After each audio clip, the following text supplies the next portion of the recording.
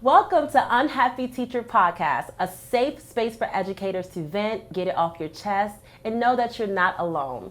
We are a community providing resources, advice, and tips to help you bring wellness, fun back into the classroom.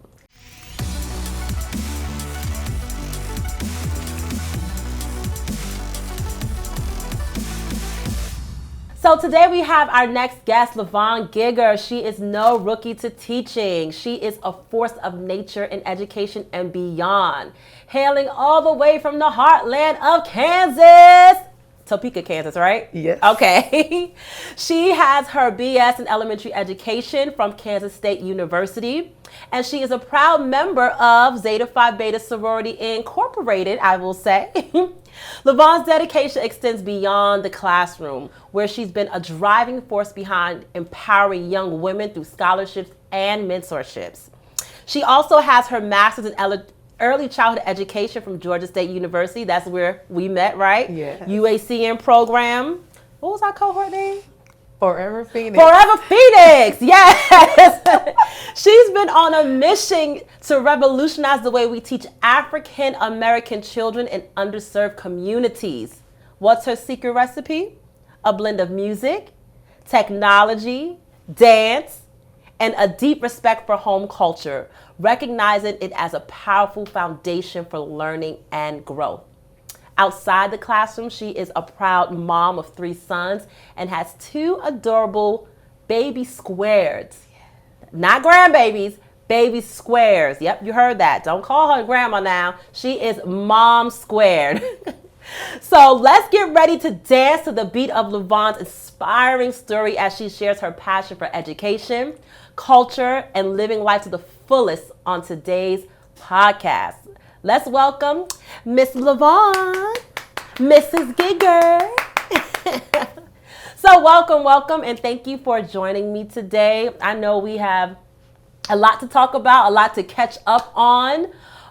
We met back in, what was it, 2012, 13? 2013, where we started our master's program together. Yes. Yep, it was 2 grueling long years, but we did it, and now we are here, as educators and entrepreneurs, moms. So just tell us a little bit about your journey as an educator. How did you get started, and why did you even want to become a teacher?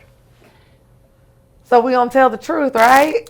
Let's start. Why did you want to become a teacher? We're on the Unhappy Educator podcast. It's okay. Go ahead. Let it I guess out. I got to give you my unhappy answer, right? All right, go ahead. So my unhappy answer is I became a teenage mom. Mm-hmm. And initially I had a full ride scholarship to Norfolk State University, and I was going to be a dancer in my mind. I wanted to work with Fatima Robinson. Oh, yes. Doing background for Aaliyah, and I also had an aspiration. I wanted to dance for Britney Spears. Yep. Background. Listen, her Slave for You at the MTV Music Awards, like, she had the snake in the green. Like, I was right with you. Fatima Robinson, Aaliyah, Britney. Yeah, so that's where I was. Right. And then I found out I was pregnant, and I was like, oh, crap. I need to get a job that has steady income. Well, what else am I good at? Mm-hmm. I've always been a nerd. I've always been smart. I enjoy school. It just comes naturally. A phrase that we learned in the UACM, I knew how to do school. Ah, you knew how to do school, right? Yeah, just innately, I knew how to do school. And what that means is, we know how to sit in the classroom, do your homework, pass tests. Like, you knew how to do school and go through the system and the programs. Mm-hmm. Mm-hmm. And so I was like, well, I guess I can become a teacher. And that's how I chose the major of education. Okay. Mm-hmm. And so let's talk about your early teaching experiences. What were you first teaching? What subjects, what grades were you first teaching? So before our master's program, but after my bachelor's, when I first moved to Atlanta, I was actually doing Georgia pre-K. Okay. Ooh, child, $14.05 with no benefits, no summer pay. So that was my first time actually outside. And you were a mom at the time as well, because you had two children. Two at that time. Yeah, 2 children. Yes, and that was quite a juggle. Yeah. And from there, fast forward past the career, I was saying earlier, I've had many careers. Yeah. I worked for DFACS for 5 years doing food stamp and Medicaid determinations. Had my third child and was like restless, can't stay here because this is not a forever position for me. And that's how I got into my master's program. And then to get back to your question, I did fourth grade science my first year as a teacher. And then the next year I was fourth grade. I think I was departmentalized with science and math. Yeah. Then fourth grade self-contained. So I did all the iterations of fourth grade that one can think of. Right. All the different types of departmentalized self-contained models. I've done that in fourth grade. And I needed a break from Georgia Milestones when I switched school districts one year. So I interviewed with this principal and I said, listen, anything but a Milestones grade, please. And so we settled on second grade. Okay, right, because for those who don't know, third grade begins the testing year. Yeah. Right, so if you're in elementary school, kindergarten, first, second, they do not take this big end of semester testing. It starts in third grade. So you said, I need a break. Let me go to second grade. I don't have to worry about testing. I wanted kids. So also, when I was in my undergrad, I just knew I was going to be a kindergarten teacher. You said, I remember you wanted to do kindergarten so bad. And I was like, this is crazy. But you kept being placed like in the upper grades though. I think I was overselling myself at interviews. Teacher tip, do not tell these people you have kids. Or at least don't tell them that you have older children. Because now they're like, oh, you have good classroom management. You can handle those rowdy boys. And no. I cannot. No, I can't. So I think that they give you those because they're like, oh, well, you have kids that are how old? Oh, and they're all boys? Yeah, I know you can handle that. So they don't think that I can be soft and pink with kindergarten. Right. So you did fourth grade, different subjects, second grade. Self-contained. Self-contained. Of course. Right. And then the pandemic hit. And so then I went to virtual. And so then I did fourth grade. I was back in fourth grade, but I was social studies only. Okay. And I learned to love social studies. Like, I be having a love-hate with social studies because I'm like, you know what? If I'm going to teach social studies, I'm going to tell y'all the truth. Yes. I'm going to tell y'all the truth about where we come from. You're going to learn about Pangea and Africa. I can't sugarcoat it. We're going to learn about Columbus not being a hero. So when I teach social studies, I'm like, listen, I learned that I was a revolutionary. Yeah, you do. From teaching fourth grade social studies. I did not know that I was as pro-black as I am. You learn because you start to, you be like, listen, I can't teach it this way. I can't sugarcoat this. Especially not knowing what you know. It's like, how can I not like tell these babies about themselves and where they come from? Yes. Yes. That's something you wanted to talk about. So since we are here in that social studies piece in Africa, I have you to thank for taking me to the motherland. Oh my God. I just passed on. I just passed on the opportunity that was great for me.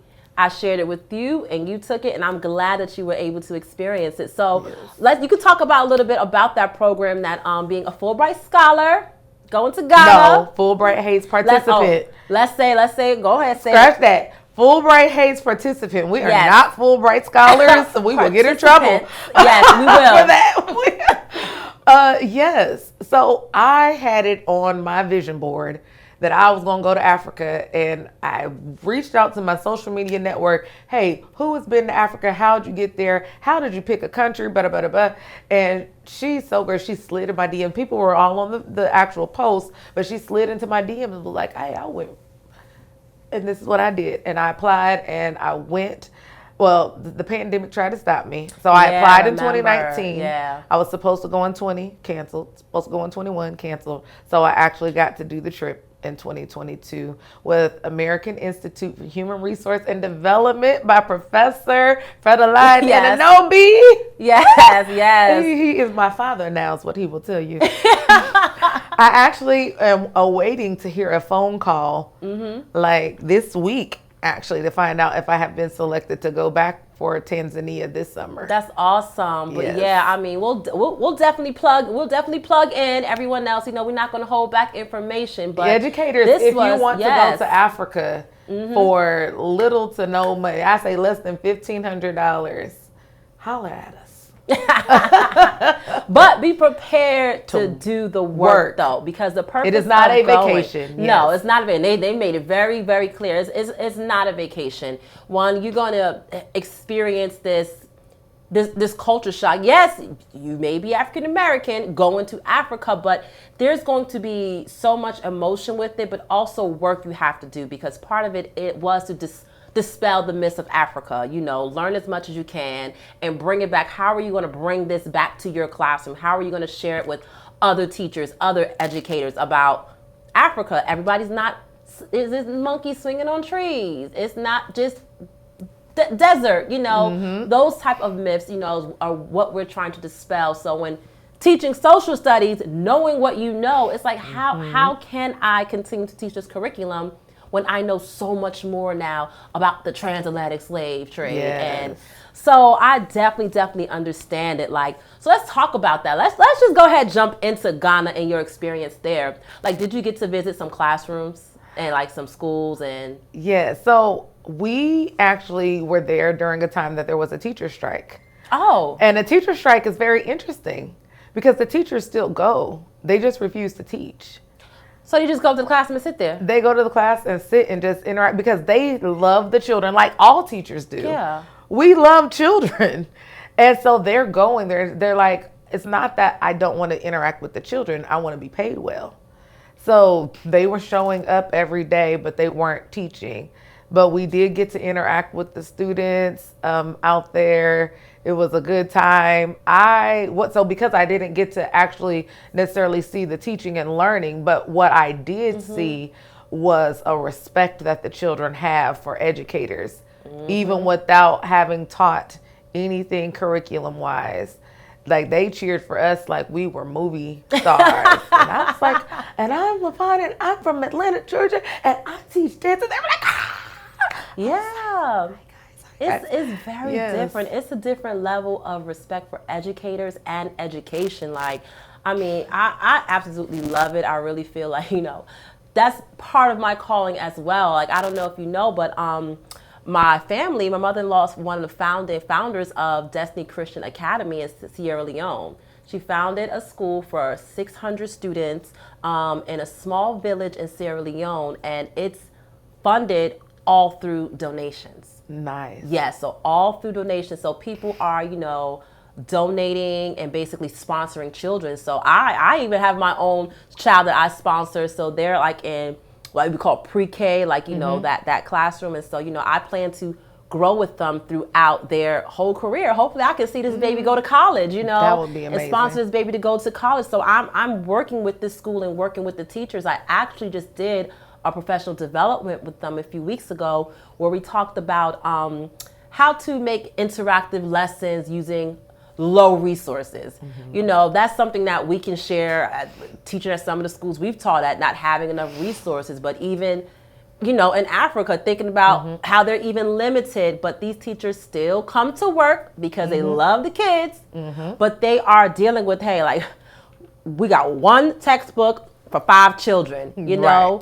But how can I still kind of make this interactive with erroneous for the kids? information, just like here, right? Right. Yes. Their curriculums have been whitewashed, just as it has been here in America. So that was one of the big revelations of learning that the students are undereducated in the motherland as well. So you're expecting them to know so much of their history, and they are being deprived of knowing information about themselves and their culture as well. Right. And and then to find out that it's all intentional, what power. I could just go down. Yeah, I know you go down advocacy level, right? Right, listen, because then I compare that to, I went to China and I taught for 3 weeks at a summer camp in China, and we went to visit a village there, and this one village has a 400-year history of everyone who has ever lived, been born in that village. And it's in a room that is encased with books that are on the floor with a clear covering, and in the walls clear covering. Wow. Then the book, so there's 400 years of lost history that my family and other families have here in America, and then these people have 400 years of histories preserved. Wow. Right. So, I know we can go on and on about education, and especially teaching our, our Black students, about where they come from. But I want to ask you, in your years and experience as an educator, what has been your most challenging time? Like, what has been like your worst year ever? You're like, you know what, this takes the cake. 2023, 2024. This school year. This current school year. Tell us about it. All right. Well, I made the transition to come back into in-person teaching, not of my own volition, but I was laid off because CARES Act funding ended a previous position. So you were doing online teaching before? I was. Okay. It's with 2 different school districts. So, I'm not including the pandemic year where everybody went online. But after that, I continued on teaching virtually, and absolutely, I love it. Love it, love it, love it. That is what I would like to be doing. More virtual teaching and then instructional coaching. Anyhow.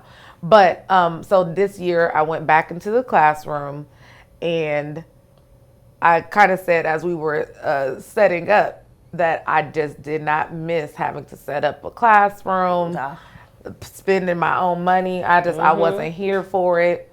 And I called on one of my teacher friends that she lives for this type of thing. Setting up the classroom and decorating. She is the artiste, right? So she came and she made my classroom child friendly, child inviting. Because to me, it's like with being online, all of that stuff is fluff and frills. That is not needed. What is needed is for me to forge a connection with my students, learn them, learn their families, and then teach some of these academics. Yes, so for me, making the transition from, I feel like I found my calling and real footing with doing virtual school.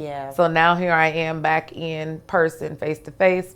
And to be honest, I thought I went to a school where I was going to get a break from a certain demographic, and I did not get the break that I was expecting.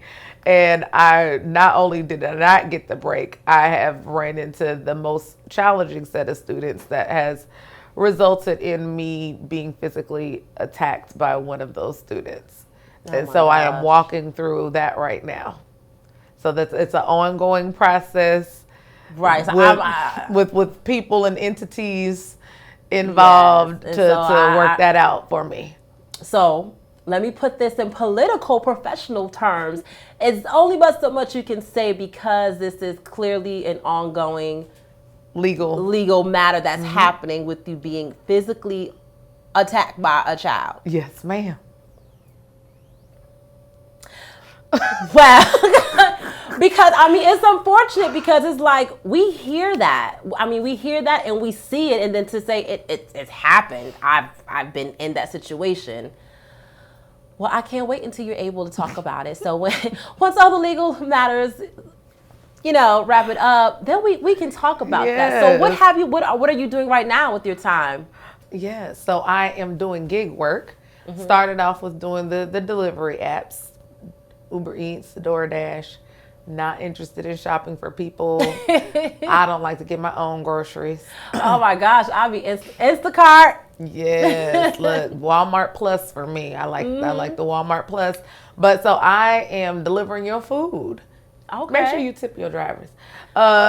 Please tip us and leave specific directions in the app. But from that, I moved on and I got the opportunity. So we both have dance in common. So I went to see I was an audience member for free at So You Think You Can Dance, one of my favorite shows. And I found out that I could get paid to be an audience member on different shows. So I started picking up to do background acting on other shows. But it's because I went to go see something for free that I already enjoy. I took a moment. So background acting and food delivery, and still working on, I'll have a property coming up for Airbnb by the end of this month. So you just hustling. I am. You out there hustling because you got to make it make it happen. You know, I gotta make it you pop. You got children, and you got. I can't call them grandbabies. You got baby squares. Yes, and they don't care nothing about. Listen, I got a McDonald's Happy Meal that I gotta buy every time that she is with me. Let me ask you this. I was gonna ask you, do you miss teaching? But I know you don't. I know you didn't like the classroom. But let me ask you, what part of teaching do you miss? So what part? I don't necessarily miss it because I'm always teaching. I am a teacher. In the prep questions I saw you had asked about, is it just a gift or something you do well? Right. Like, is it teaching your passion, or was it something that you just kind of do well and fell into? So it took me a minute. I was actually probably in my 4th year before I realized that I was gifted to teach. And that I've always been gifted to teach. So I'm always teaching. I'm always having conversations. While I've been on sets working, I've had amazing conversations about Ghana, social studies, curriculum. So I'm always teaching. It may not be to children. I still get to teach Zumba. So I get to teach through that. So I'm actually always teaching. So I can't necessarily say that I miss teaching. And because I'm naturally doing it. I don't need a classroom to make me an educator. Oh, let's quote Levonne Gigger quote. I don't need a classroom to make me an educator. Yes. Put that in right. I like that one. I like that one. So let's go ahead and play a little game called Teacher Confessions. Okay. So it's kind of like two truths and a lie, but we're going to flip it a little bit. So I need you to give me 2 lies and 1 truth. Okay. All right. I have them written down because, you know, this is a part of the bluff. You got to be able to read all of them. I know. And make them believable. So here they are. Woo. All right. I left the premises in the middle of the day due to stress. I was out with my friends and I saw one of my coworkers at the strip club.